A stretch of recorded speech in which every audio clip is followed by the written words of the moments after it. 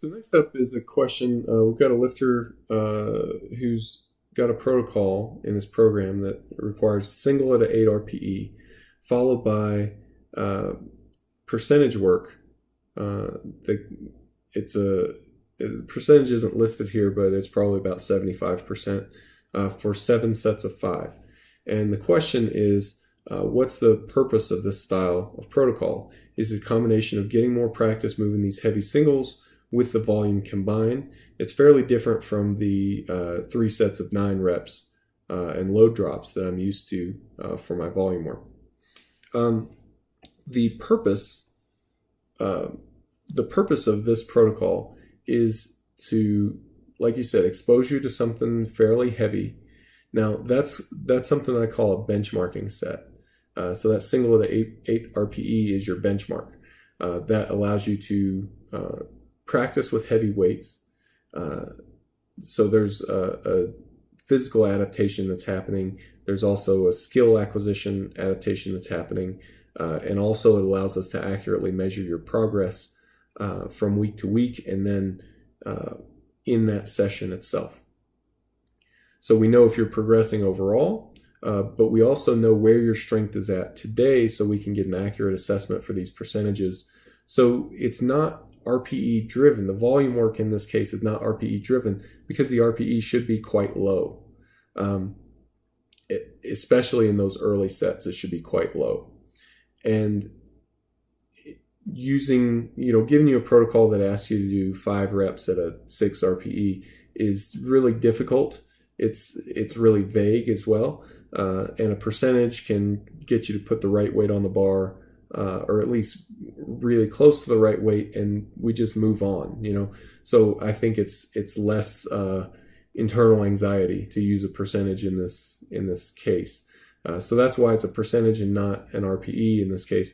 But the idea is that it gets you a lot of volume. So why is it highly submax effort volume? Why 7 sets of 5 instead of 4 sets of 10 or something along those lines, which would be possible in most cases. The reason is that by doing sets of 5, we tend to see better strength adaptations. So it's not so much geared for hypertrophy, although with that much volume, there is potential for a hypertrophy effect. The main driver is going to be more of a strength adaptation. It gets you a lot of volume. It allows you to focus on your technique and work on technical perfection. And it helps improve your work capacity as well. So that's kind of some of the reasoning behind it. You had a part 2 to your question as well. It says, for those 7 sets, what RPE are you looking for?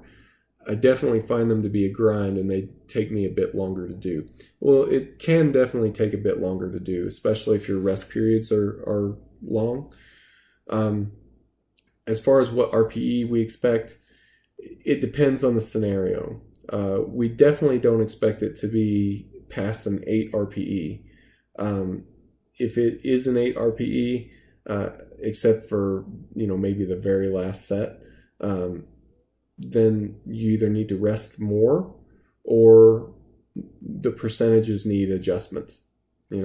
So if you're consistently 8 RPE or beyond, then let me know and we'll figure out where to go from here. Maybe it's a change in training group, or maybe it's just a minor tweak to the percentage itself. But the idea is that it should be fairly highly submax effort work. It should be 6, 7 RPE in the beginning and not go past an 8 RPE at the very end. In terms of rest periods, that a lot of that's determined based on the RPE of the set. If you're doing a set that's a 6 RPE, you may only need to rest for 2 minutes. If you do a set that's an 8 RPE, then you may need to rest for 3 or 4 minutes, or possibly a bit longer than that.